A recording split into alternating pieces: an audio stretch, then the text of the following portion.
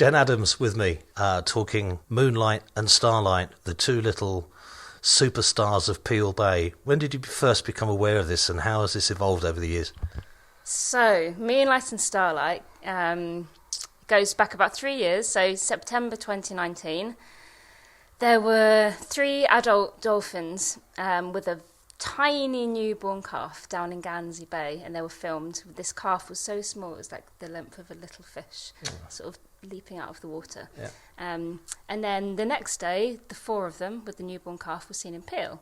And then they were seen in Peel the next day, and we thought, this is a bit unusual, because at the time, lest we forget, dolphins never used to come into Peel Bay. They very rarely even sort of came past the bay as well. So it was really quite exciting. And then we started following their progress just through coastal observations and photographs of them and tracking their movements. The 2 other adults left in January 2019, and it was just the mum and her calf. And through studies and photos of the dorsal fin, which we talked about yesterday, we were contacted by the University of Aberdeen, who studied the dolphins in the Moray Firth. And they said, I think I recognise the mother dolphin. We think it's one of our missing dolphins from the Moray Firth resident population. Oh, okay. And so we compared the photos, and it turns out it was. And it's one of their dolphins called Moonlight. So she'd done a runner from Scotland and decided to move to the Isle of Man. Yes, she did. So in 2019, in the summer, a group of about 15 of them who had spent their whole lives in the Moray Firth, they left for the first time that they knew about, and they were photographed in different places, the top of Scotland, off the Caithness area, and also around on the west of Ireland. Now, most of them did go back home to the Moray Firth, but one of them crossed the North Sea and went all the way over to the Netherlands. Wow. One also went down to somewhere in the English Channel, sort of off Dorset and Devon and that kind of area. And Moonlight and a couple of others were deemed missing. And it turned out that all that time, Moonlight had come to the Isle of Man and had her baby. So she came here under the protection of darkness and had her wicked way, and now we have Starlight. And now we have Starlight. He was named by the Manx community. Yes, that's right. We ran a little competition in summer 2020. Yes, you and, did. So are they residents here all the time, or do they come and go?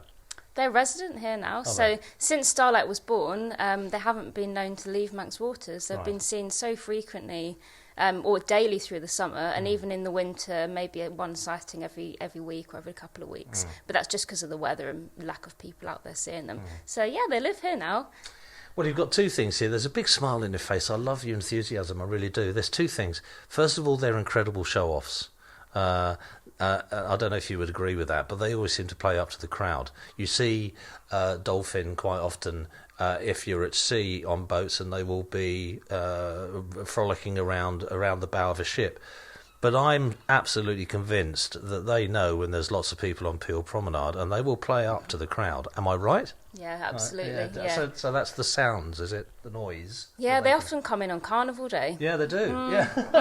Yeah, just when there's loads of activity around on the beach and around the prom, and they probably do. They hear the noise, or they feel like the vibrations of just from the sheer amount of people talking and the music and that kind of thing, and they'll come into the bay. They are just attracted by that, and they're slowly sort of coming habituated to human activity, so they're becoming even more braver, especially this summer.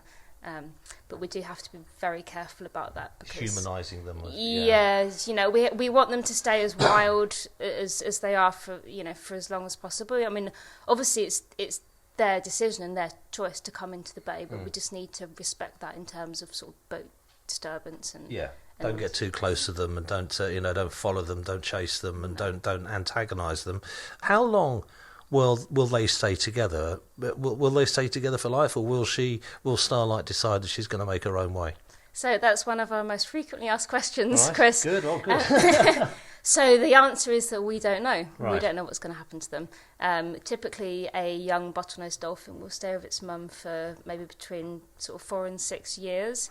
But the Moray Firth population where Moonlight's from, they're a little bit different. And one of Moonlight's eldest calves stayed with her for 10 years, actually, in the Firth, and we think they left the Moray Firth together. Okay. So they might potentially hang around here for the next 10 years, or at some point Moonlight might just think, do you know what, I just want to go home, and she might just know where home is and go there with Starlight, or Starlight might stay here, or we don't know. Isn't that a great mystery? And we can look forward to finding out all about that and answering those questions in the years to come. What's your next song on your playlist, Jen? So this is a classic. Everyone's going to know this one. All this is Hotel California. This is just one of my all-time favourite songs. That's the end of the story about what I just love it. It's a classic. It's brilliant. It makes me smile. That's good enough for me.